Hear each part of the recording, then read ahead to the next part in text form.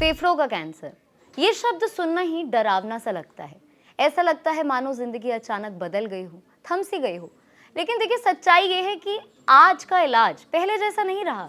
अब ऐसे तरीके मौजूद हैं जो ज़्यादा सही, असरदार और कई बार आसान भी होते हैं। फिर भी मरीज और उनका परिवार अक्सर डर जाता है, कंफ्यूज हो जाते हैं लोग। Surgery, radiation, chemotherapy, target therapy, immunotherapy, आखिर इनमें से कौन सा इलाज सही है? कब कराना चाहिए और इलाज के दौरान या बाद में जिंदगी कैसी होगी?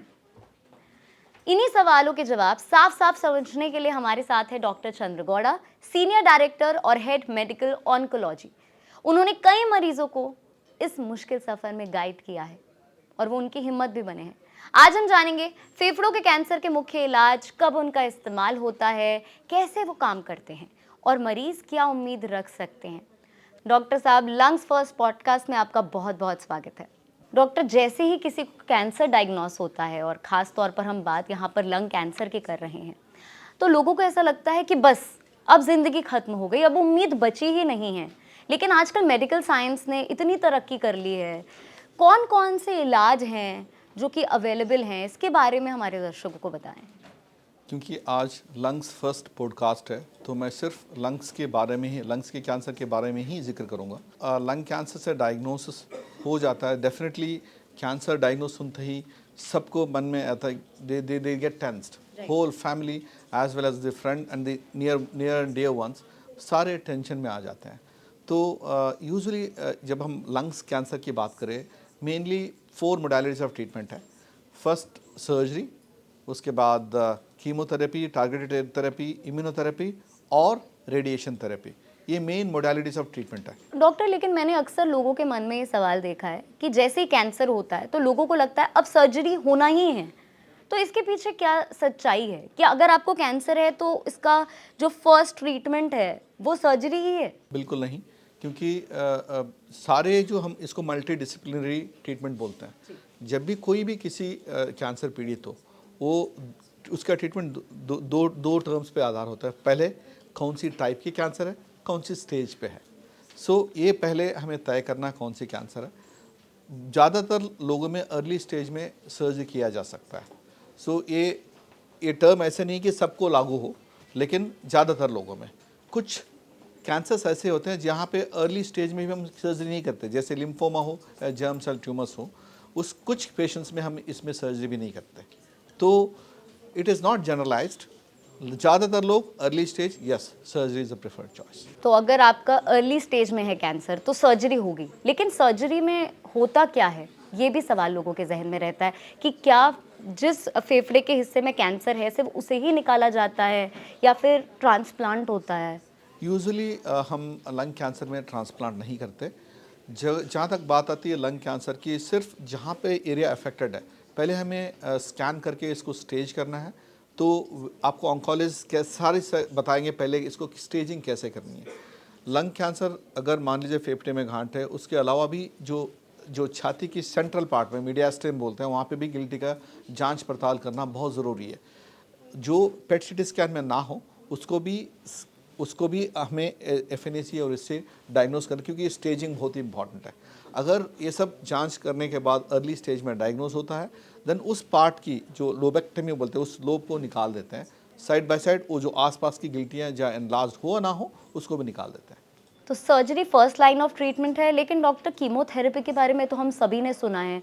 कीमोथेरेपी कब की जाती है, इसका किस तरह से इस्तेमाल किया जाता है? और जैसे मैंने कहा कि आजकल मेडिकल साइंस ने इतनी तरक्की कर ली है और भी नए नए टर्म्स हम सुन रहे हैं कैंसर के इलाज के लिए, तो उसमें आज भी क्या कीमोथेरेपी का इस्तेमाल किया जाता है? उसका क्या यूज़ है?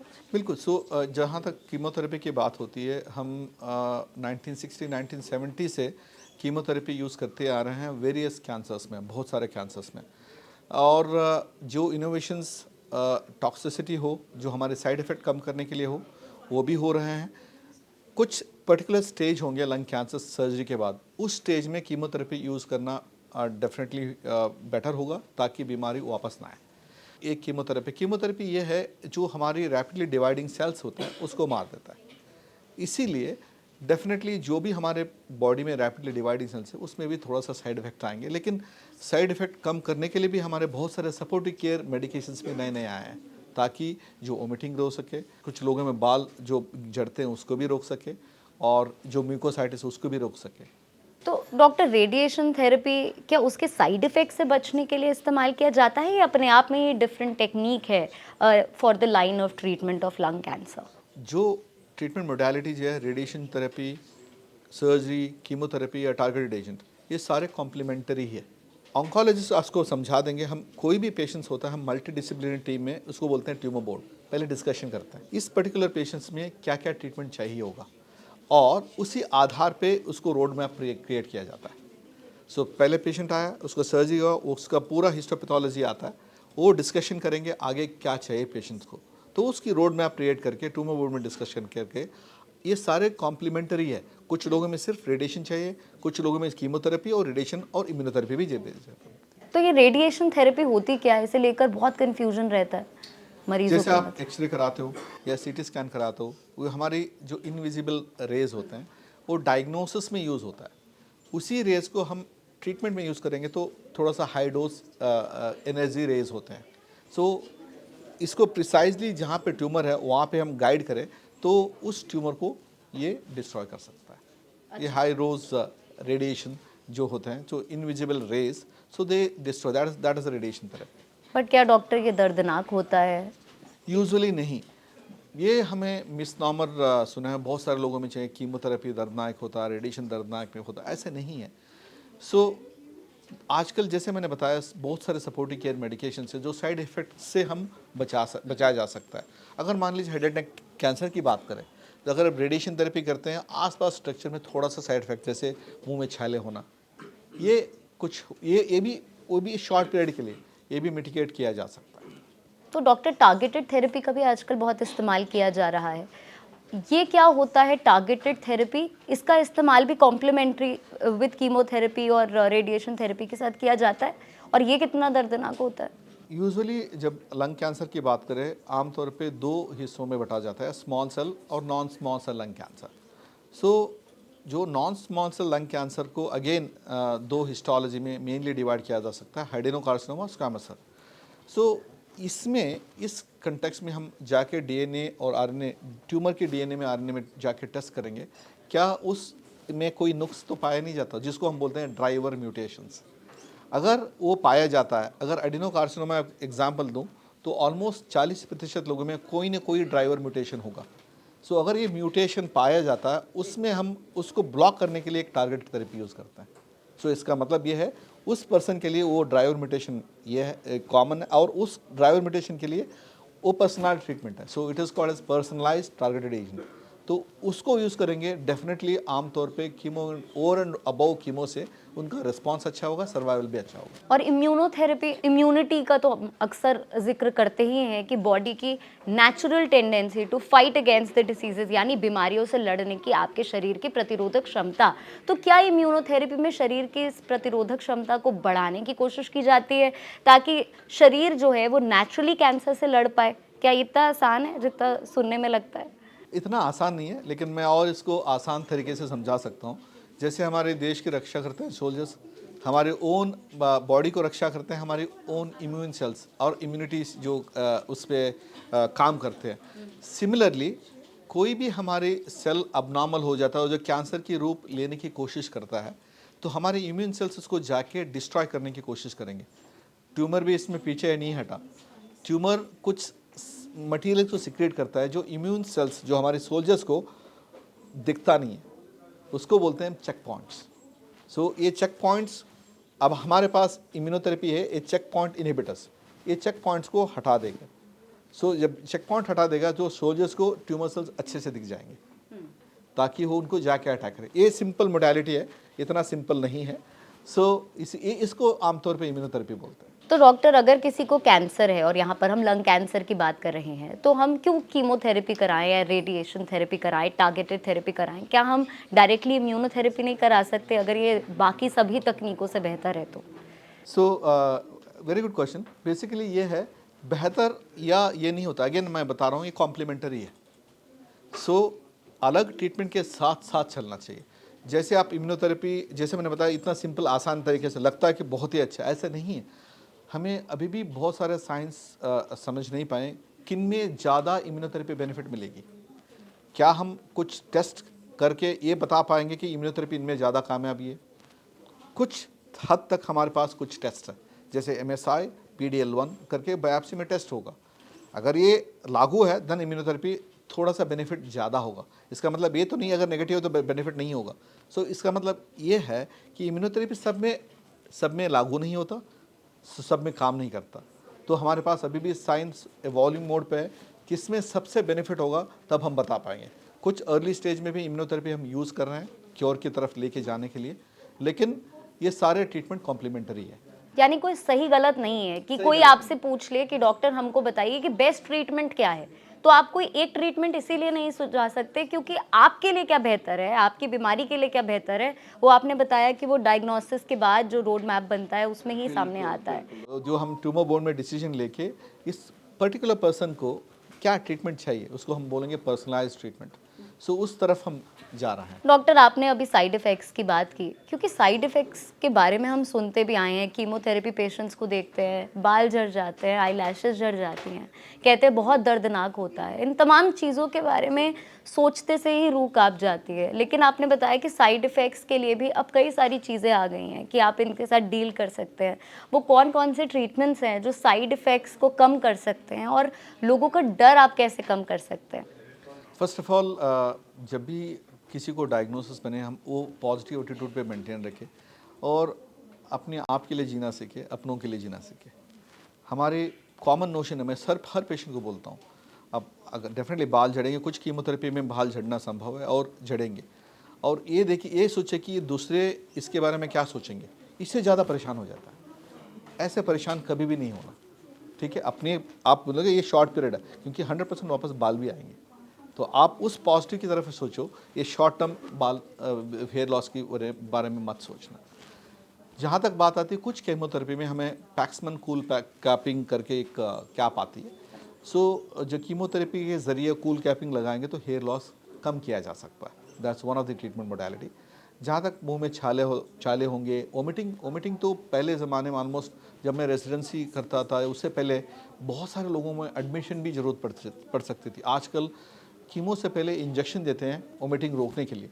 So almost more than 95% of the times दोबारा एडमिशन करने की ज़रूरत नहीं पड़ी वोमिटिंग की वजह से। सो ये है। और तीसरी काउंट कम होने के लिए अगर मान लीजिए कुछ 20% लोगों में काउंट्स कम हो सकता है, TLC जो बोलते हैं, तो उसको रोकने के लिए भी हमारे पास कीमो के बाद इंजेक्शंस है, वो almost more than 80% of the times वो भी रोक जाए।